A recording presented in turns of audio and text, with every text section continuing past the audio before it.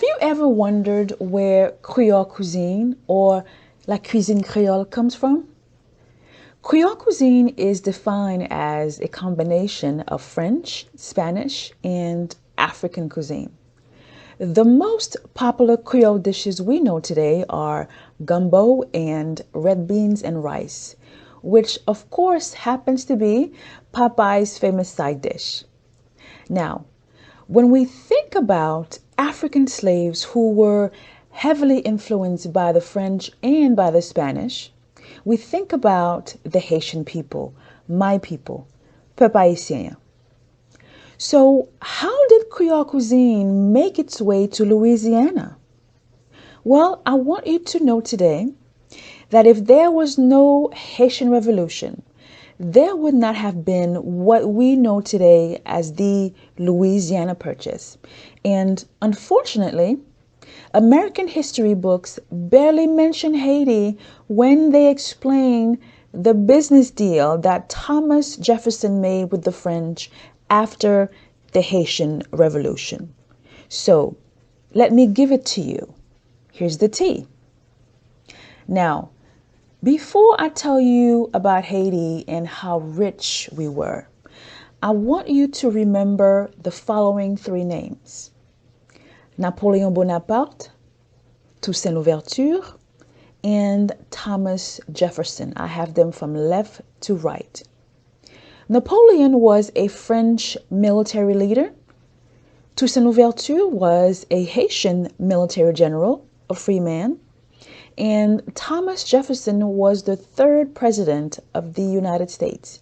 He was also one of the founding fathers, and unlike the former guy, Trump, he served two terms between 1801 and 1809. At that time, France was the landlord of all of the states you see here on this map in the brown, including Louisiana, Wyoming, North and South Dakota, Missouri, Arkansas, Montana, and Colorado. Now, at that time, Haiti was a gold mine for France. The island was producing most of the world's coffee and sugar, and Napoleon had envisioned Haiti as the jewel of his new empire in the Caribbean. Now, here comes the hero, a Spartacus among the Haitians, our version of Dr. King, Military General Toussaint Louverture. During the French Revolution between 1789 and 1799, the Haitian slaves led by Louverture rebelled in a bloody and successful battle for independence known as the Haitian Revolution, La Révolution Haïtienne.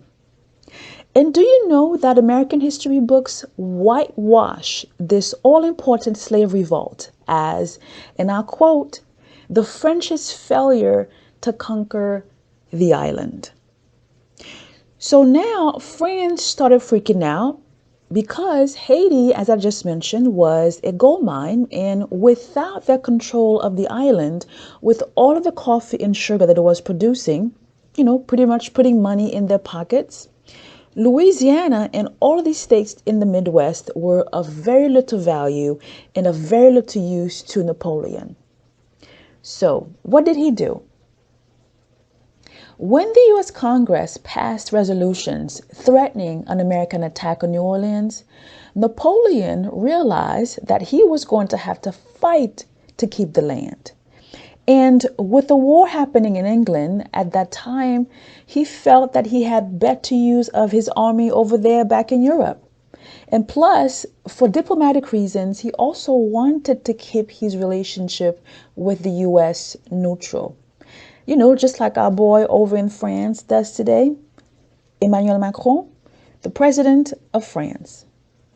So Napoleon ended up accepting $15 million from Thomas Jefferson, the third president of the United States.